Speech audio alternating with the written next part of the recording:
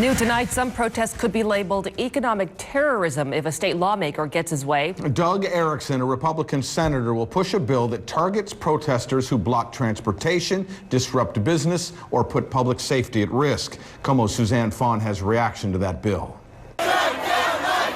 Protesters who block Seattle's streets by the thousands, invade Macy's on Black Friday, could face new punishments if a state lawmaker gets his way. Senator Doug Erickson, a Republican, calls it economic terrorism.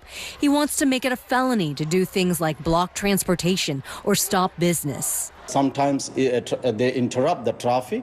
Irfan Rahman has watched crowds of demonstrators in front of his tobacco shop on the corner of 3rd and Pine. But it's never interrupt our business and nothing harmful at all. Some people near Westlake Center say Erickson's term economic terrorism is a stunt that goes too far. To call it economic terrorism it's just another way to silence it, and it's another way to gain popular support. Frankly, I'm appalled. Seattle City Councilman Mike O'Brien was detained by the Coast Guard when he joined kayaktivists protesting this oil rig last summer. To me, strikes of complete disregard of the U.S. Constitution and First Amendment rights. You know, our country is based in part on our ability to have free speech and public dissension. Suzanne Fawn, KOMO News. KOMO reached out to Senator Erickson's office multiple times tonight. We still haven't heard from the senator. The ACLU called the plan excessive, saying they're concerned it targets civil disobedience as terrorism, saying, quote, let's keep in mind that civil rights protesters who sat down at lunch counters could be seen as disrupting business.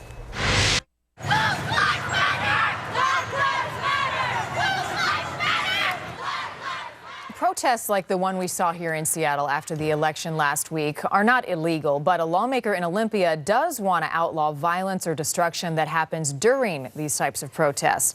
The bill is being introduced by Republican State Senator Doug Erickson. He says it would make these acts he calls economic terrorism a felony. That would apply to anyone who hurts others, damages property, blocks stores, or keeps people from getting to work while protesting. Don't have a right to violence. You don't have a right to impact another person's economic activity. I really want to go and punish those people who are paying people to go out there and do this and to go after the deep pockets. Senator Erickson says his bill would not apply to labor strikes. In a statement, the ACLU says it's concerned the term terrorism would be applied to acts of civil disobedience.